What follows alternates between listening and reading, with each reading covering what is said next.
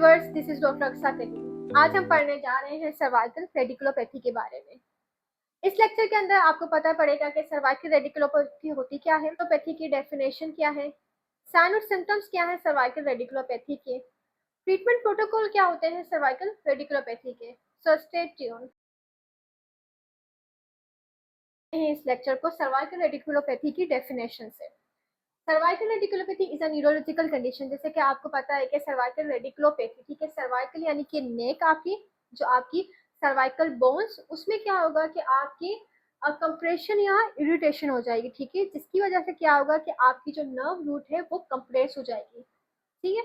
और जिस एरिया की नर्व रूट सप्लाई होगी तो उस हिसाब से आपका जो मायोटोम है वो इफेक्टेड होगा। ये सब हम एक टेबल के फॉर्म में मैं आपके साथ डिस्कस करूंगी। तो cervical radiculopathy is an neurological condition caused by compression and irritation of one और मोर सर्वाइकल नर्व रूट्स, ठीक है। रेडिकुलोपैथी आपकी क्या होती है कि रूट्स को अफेक्टेड करती है, ठीक है। इसका ब्रीफ जो डिफरेंस है वो आगे आपको इस वीडियो के अंदर पता चलेगा। रिजल्टिंग इन नेक पेन, इससे क्या होगा कि आपको नेक में पेन होगा, और सिर्फ नेक का पेन आपकी सर्वाइकल रीजन तक सिर्फ महदूद नहीं रहेगा, बल्कि ये क्या होगा कि वक्त के साथ साथ ये आपकी आर्म के अंदर भी रेडिएट होना शुरू हो जाता है। Radiating to the upper limb along with sensory, इससे क्या होगा कि आपकी सेंसरी के अंदर डिस्टर्बेंसेस होगी और साथ में आपकी मसल में वीकनेस हो जाएगी और आपकी रिफ्लेक्सेस जो है वो भी अल्टर हो जाएंगे।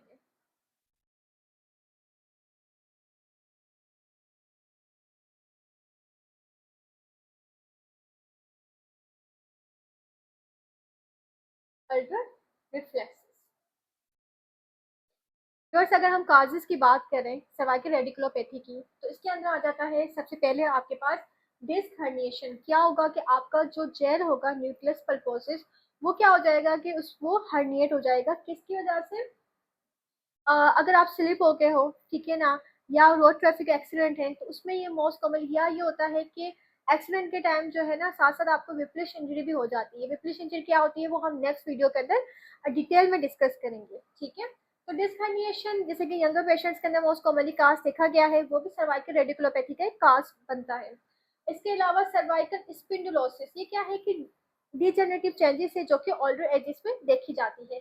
इस इसके साथ साथ ऑस्टियोफाइट की फॉर्मेशन। ऑस्टियोफाइट आपको पता ही है कि बोन में क्या होता है कि स्पर्स पड़ना शुरू हो जाते हैं, जिसकी वजह से क्या होता है कि आपकी नर्व जो है, इससे भी आपकी नर्व है ना पिंच हो सकती है और आपको सर्वाइकल रेडिकुलोपैथी की जो है ना सिम्टम्स आना शुरू हो जाते हैं। इसके अलावा आप नंबर 4 क्लास में ये लिख सकते हैं फोरामिनल स्टिनोसिस,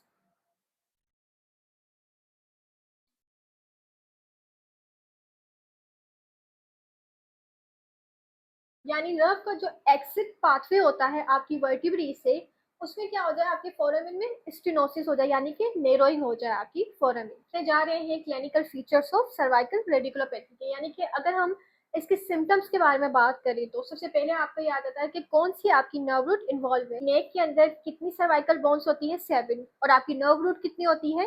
C8, यानी कि 8 नर्व रूट होती है। तो ये डिपेंड करता है कि आपकी कौन सी वर्टिब्री के अंदर आपकी कौन सी नर्व जो है वो इन्वॉल्व हुई, उस हिसाब से आपके क्या होंगे कि सिम्टम्स जो है वो आपके शोल्डर आर्म के अंदर जो है ना वो प्रोड्यूस होंगे। तो सबसे पहले आपका आ गया पेन, यानी कि नेक पेन। लेकिन क्या होगा कि आपकी ये डिपेंड करेगा कौन सी आपकी नर्व रूट इसमें इन्वॉल्व हुई है। इसकी ब्रीफ डिस्क्रिप्शन हम आगे पढ़ेंगे। इसके साथ साथ क्या होगा कि आपको सेंसरी सिम्टम्स आना शुरू हो जाएंगे, यानी कि नमनेस होगी आपको, और टिंगलिंग सेंसेशन जो आपकी नर्व के साथ एसोसिएटेड होते हैं वो आपको सिम्टम्स जो है आपकी हैंड के अंदर आना शुरू हो जाएंगे। साथ साथ आपको मोटर सिम्टम्स आएंगे, यानी कि आपकी मसल्स जो है वो क्या हो जाएंगे, मसल की आपकी वीकनेस हो जाएगी कि आपकी कौन सी रीजन की नर्व जो है आपकी मसल्स को सप्लाई कर रही है, यानी कि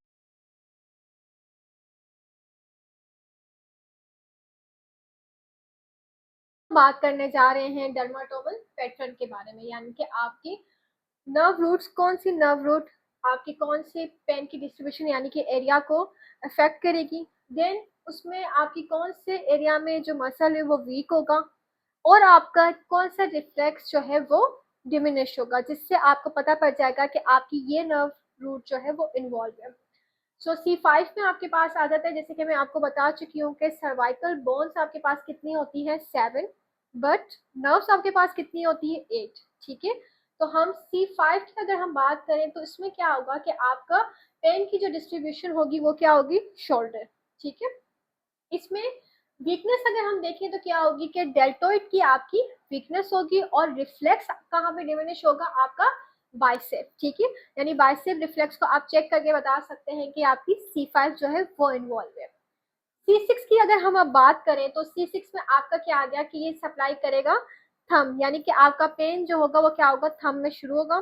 ठीक है, आपने यही से डायग्नोसिस करनी है कि आपका थंब में पेन हो रहा है, यानी कि आपका पेन जो है वो क्या हो गया, रेडिएट हो चुका है। ठीक है, शोल्डर से। तो इसमें आपकी कौन सी नर्व रूट जो है वो इन्वॉल्व है, तो C6। इसमें क्या होगा कि आपका आपकी जो वीकनेस होगी वो बाइसेप के अंदर होगी। ठीक है, और आपका जो रिफ्लेक्स होगा वो कहाँ डिमिनिश देखा जाएगा, ब्रेकियोरेडियलिस के अंदर। ठीक है, C7 की हम बात करें तो आपकी क्या होगी कि मिडिल फिंगर इसमें अफेक्टेड होगी और वीकनेस आपकी देखी जाएगी ट्राइसेप के अंदर। साथ साथ आपका जो रिफ्लेक्स होगा वो भी डिमिनिश होगा आपका C8 की अगर हम व्यूवर्स बात करें तो आपकी नर्व रूट C8 में क्या होगा कि आपको पेन कहाँ होगा, मिडिल फिंगर के अंदर, और आपकी जो मसल्स के अंदर वीकनेस होगी वो आपकी हैंड ग्रिप के अंदर देखी जाएगी। इसमें रिफ्लेक्स कोई भी आपका जो है वो डिमिनिश नहीं होता है। सो व्यूअर्स, ये रहे आपके डर्माटोमल पैटर्न में जा रहे हैं clinical test of cervical radiculopathy. इसमें आप कुछ टेस्ट करवा सकते हैं जैसे कि स्पर्लिंग टेस्ट है और शोल्डर अबडक्शन टेस्ट है। ये टेस्ट कैसे परफॉर्म किए जाते हैं इसके लिए एक मैं अलग से वीडियो बनाऊंगी। इसके अलावा इन्वेस्टिगेशन के अंदर आप MRI करवा सकते हैं, जो क्या है एक गोल्ड स्टैंडर्ड टेस्ट माना जाता है। इसके अलावा आप एक्सरे वगैरह भी पेशेंट्स को रिकमेंड कर सकते हैं। इसके बाद हम पढ़ेंगे कि सर्वाइकल रेडिकुलोपैथी की मैनेजमेंट क्या होती है, ट्रीटमेंट प्रोटोकॉल। सर्वाइकल रेडिकुलोपैथी की मैनेजमेंट की अगर बात की जाए तो सबसे पहले आप क्या करोगे कि पेशेंट को बोलोगे कि वो रेस्ट करें। साथ साथ आप क्या करोगे, एंसिड्स वगैरह उसको पेन किलर रिकमेंड करोगे। इसके अलावा उसको फिजियोथेरेपी के लिए आप उसको बोलेंगे कि आप फिजियोथेरेपी करवाएं सर्वाइकल की, और साथ साथ आप सर्वाइकल ट्रैक्शन जो है वो भी रिकमेंड करेंगे और सॉफ्ट कॉर्नर। अब आप पेशेंट को फिजियोथेरेपी रिकमेंड करेंगे, सर्वाइकल ट्रैक्शन और सॉफ्ट कॉलर। अगर इससे भी मामला बिल्कुल ही आपका जो है सर्वाइकल रीजन का पेन सबसाइड नहीं होता तो सर्जरी की जानी जो है वो पेशेंट को रिकमेंड कर दिया जाता है। सो व्यूअर्स, आप लोगों को ये वीडियो कैसी लगी कमेंट करना ना भूलिएगा, लाइक करें, सब्सक्राइब